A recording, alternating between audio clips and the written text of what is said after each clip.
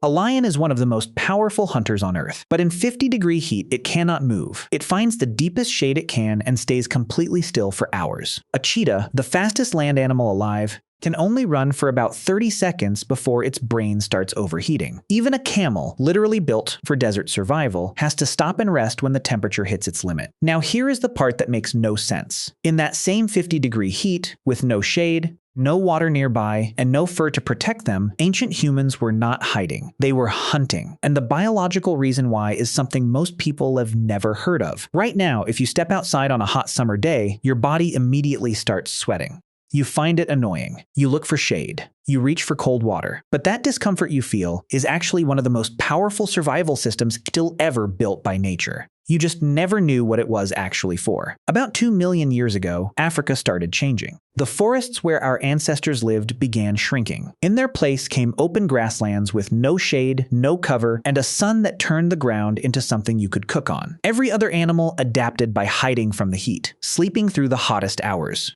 Moving only at dawn and dusk, ancient humans did something completely different. They stayed out in it. And the first reason they could do this comes down to one simple decision that happened millions of years ago. They stood up. This sounds too simple to matter. But researchers studying body temperature found something remarkable. When you walk on 4 legs, your entire back faces the sun directly. Like a flat surface left out in the open. Your whole body absorbs heat from above while the hot ground bakes you from below. But the moment you stand upright, only your head and shoulders face the sun directly. You cut your heat exposure by more than half, and your body rises above the ground level where the hottest air sits, catching cooler wind higher up. Standing upright was not just about using hands or seeing over grass. It was the first heat survival technology ancient humans ever developed, and it was built right into their skeleton. But standing up alone was never going to be enough. Here is the part that genuinely changes how you see your own body. You have between 2 and 5 million sweat glands covering almost every inch of your skin. No other animal on Earth comes close to that number. A lion has almost none. A cheetah sweats only through its paws.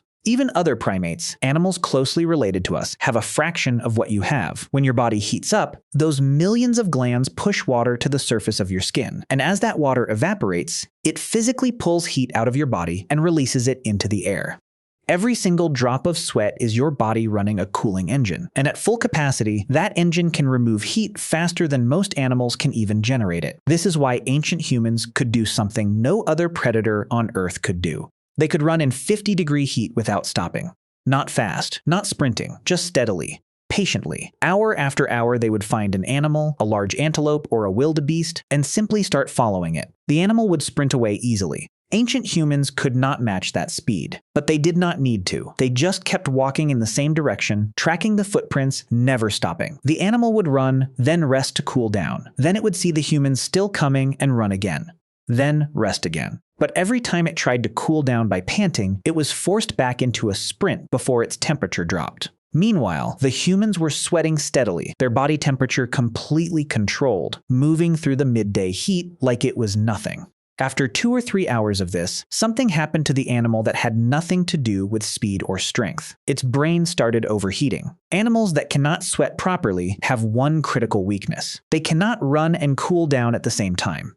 And when the brain hits a certain temperature, the body simply shuts down. The animal would collapse, fully conscious, unable to move a single muscle. And the humans would walk up calmly and finish the hunt. They did not outrun their prey. They outsweeted them. They used the sun itself as a weapon, but surviving the heat was not just about the body. It was also about what the heat forced ancient humans to think about. Water became everything. A human hunting in 50-degree heat loses water from sweat at a rate that would be fatal within hours if not replaced. And ancient Africa was not full of clean rivers and easy water sources. Water was scarce, hidden, and dangerous. Predators gathered around every water hole. So ancient humans had to become something no other animal ever became. Water strategists. They learned to read the landscape for hidden signs. Certain plants only grow above underground water. Birds fly toward water at specific times of day. Dry riverbeds still hold water just below the surface if you dig in the right spot. Ancient humans built mental maps of every water source across enormous distances and planned their movements around them. And then they did something that changed everything. Archaeologists in southern Africa found ostrich eggshells tens of thousands of years old that had been carefully hollowed out and sealed. These were not food remains, they were containers. Ancient humans were collecting water, storing it,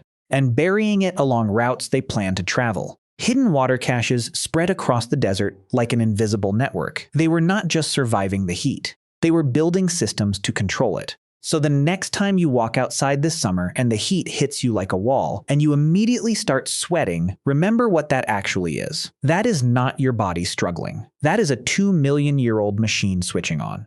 A system so advanced that it allowed your ancestors to hunt animals that were faster, stronger, and better armored than them, simply by staying out in the sun longer than anything else alive. Every other creature on Earth adapted to the heat by hiding from it.